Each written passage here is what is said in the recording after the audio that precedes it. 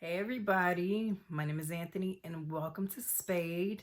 Hope you guys are having a wonderful day today. I want to give a shout out to the weather. I do this on every video. Well, I'm supposed to. Some videos I did miss it, unfortunately. But today was a little bit muggy, whatever.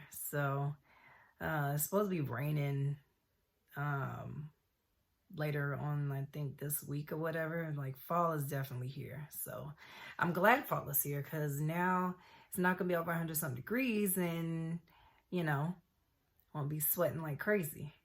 But hopefully this bipolar weather can stop and we can just stay in like 70s and 60s instead of going from 60s to 80s to 60s to 80s. Yeah. Anyway, welcome to SPADE. This week, we're going to talk about depression is real, doing part 2 of it. I do have a special guest that you guys are going to hear an audio interview. And so I hope you guys really enjoy. And this segment is going to be divided up. I'm either going to do it into probably 3 parts because it was a long interview. So I'll do 3 parts. If I can do 2, then I'll do 2. But more than likely, I'll do 3. But hope you guys enjoy. And here is the interview. All right, everyone. Welcome to SPADE. And I have with me on the phone one of my best friends that I've known for such a really, really long time, and I'm so happy that he is here with me to share his story. Ladies and gentlemen, let's give it up for Rashad Roberson. I know a lot of you guys know him, so he is with me tonight. So hello, Rashad. Are you on the line? Hello, how are you? I'm good. How you doing? I am well, my brother. Oh, from gosh. another mother. I know. Mary is our mother. Right. Jesus' mother, Mary is our mother. Oh, gosh. Rashad, we've known each other for like how long? It's crazy. Exactly 16 years, coming up in November. Why do I remember this? Yes. I will never. This is so weird that I remember that. Yes. Why? How? Mount Sinai. I joined Mount Sinai the 3rd Sunday of November 16 years ago. Wow. Wow. Yeah.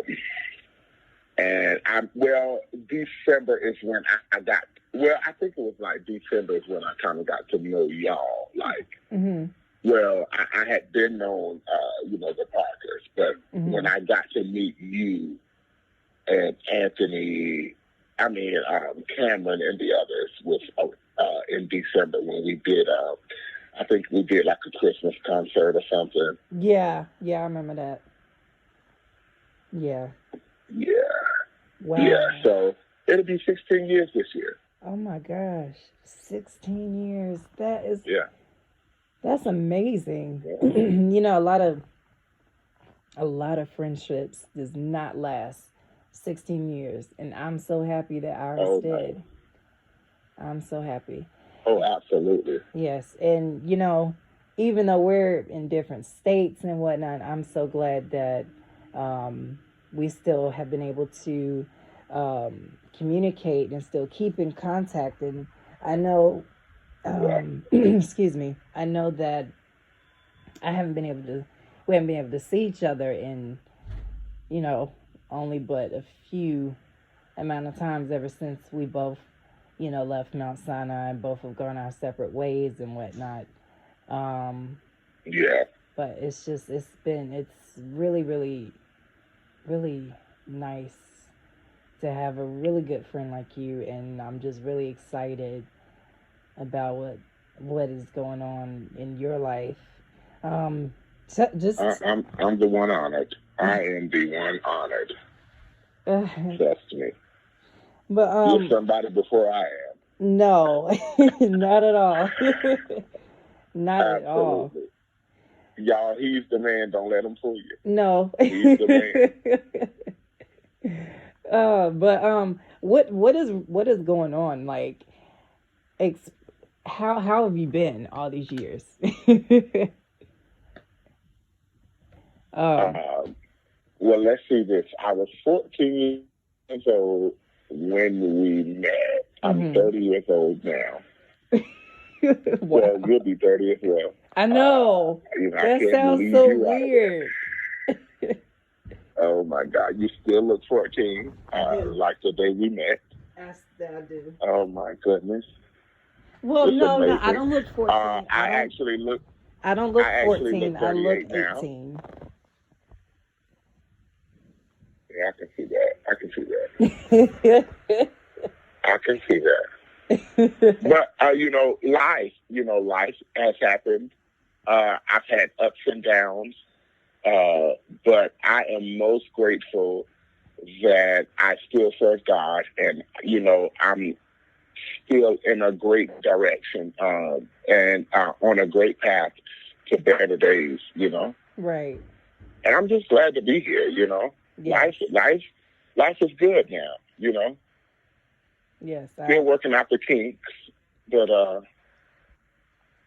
I definitely does. life is good. Right. Right.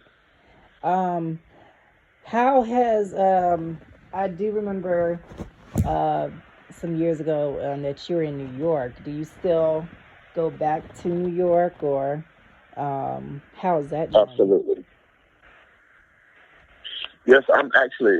I probably try to go to New York every 2 to 3 months. I try to go back, Okay. just because I still have a lot of things that I have to attend. And one of my mentors is there in New York. So every couple of months, I go back and forth or try to get back and forth for his events that he does. Okay. Of course, I still have friends there and family that I have to come back and visit. New York is always, I work when I go there, but it's always a place for me to just get away, relax, get my focus back intact, and then I return back to South Carolina and jump on my hustle. Right. That is awesome. That is awesome to hear. Um. So I brought Rashad on because, as you know, this topic is on the Depression is Real series. This is part 2. And Rashad, he did want to share some of his experiences, story regarding depression. And Rashad, if you Yes, can sir. share with everyone, when did you first um, start feeling, you know, um, like any type of depression? Was it a certain age, or how did that start about? Wow. I've been thinking about this question all day long, Mm-hmm.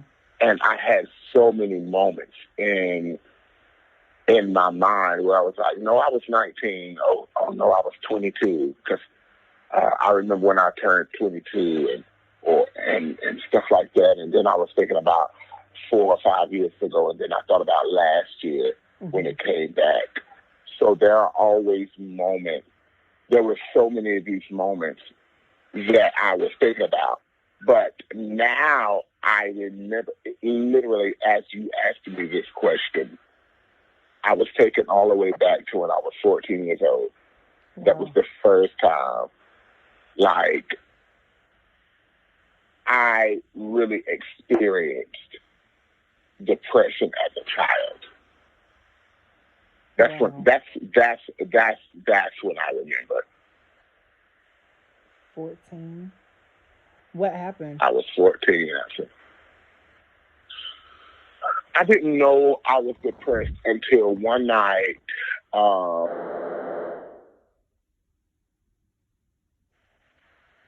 Well, there was a plethora of things that happened when I was 14 years old. We lived in somewhat of an abandoned trailer at this time. We didn't have an oven. We didn't have a refrigerator. Nothing in this trailer. It was just like some abandoned old trailer. And there's a few rooms. I think it was like a 2-bedroom trailer. Very, very, very old. My mom, barely could even keep the lights on, and barely could even, afford the rent for it. And we would even have possums come and join us as we slept at night. And I remember my mom used to fill the sinks, the kitchen sinks, with ice because the refrigerator didn't work. And so all of our refrigerated food would just sit in ice for a couple days and whatnot until she would have to go buy ice and put our refrigerated food back in there. Of course, we didn't have a freezer, and I think we heated our food up out of the microwave, so everything was kind of microwavable there. My mama would still even put together some dinner and meals from the microwaves, man. It was just amazing to see how she could do that. But life wasn't good, we couldn't afford toiletries, and I used to go to church, and I didn't know, the time. I guess I should have known, but we were so poor, like we just couldn't afford to smell good or to always look good. And, people would kind of picture in that as I was a child at church and kind of buy me deodorant and stuff like that. And it was just, I remember at 14, like, this can't be life. Like, and I felt alone. I felt like nobody loved me. I felt like everybody loved my brother more. And I have a twin brother. I felt like everybody loved both of my brothers more. I remember just feeling like nobody cares about me. Yet I was, even then, the things that I do now, I was doing then. I was still making everybody else smile. I was still making everybody else happy, laugh, and joke, and all this other stuff. But I would always come home empty, and I had no self-esteem as well. So what drove me to the decision that I had made one night, which I'm going to get to, is which made me realize I was depressed, was I had low self-esteem that was real bad. So I always felt like I was just really, really ugly. And even at 14, I wanted somebody's daughter to like me and love me, And but I just wasn't getting that type of attention that I wanted. Either way, to skip over a lot of things, I remember the night me and my brother, we went to bed in the same bed, of course. We were still children in this abandoned trailer. And I remember I got up and I walked to the kitchen and I grabbed one of the biggest knives in the kitchen. My brother had no idea. And so I cut that knife under my pillow. As I went to bed in hopes that I would just roll over and stab myself or cut myself or slit myself somehow. My hopes was that, I would just sleep very well. I didn't know if I was a wild sleeper at the time, but in my head, I think I thought I would. So I was like, oh yeah, I'm going to accidentally roll over and forget that knife is under me. And I wanted to stab me in my sleep. Oh my God. And that's when I remember, that's when I knew, like, yeah, I'm carrying something like that just isn't like, it isn't good. Wow. So, what is your relationship with your brother now? It's barely one. I can be honest, it's barely one. Now, I love my brother, both of them, actually. I only have two siblings. Now we're cool when we see each other. Every now and again, we'll talk to one another, call each other, stuff like that. Mm-hmm. But I would say this: this is the best our relationship has been in years. Okay, that's good. At least now we can all sit in the same room for a longer amount of time than where it was about 5, 6, 7, 8 years ago.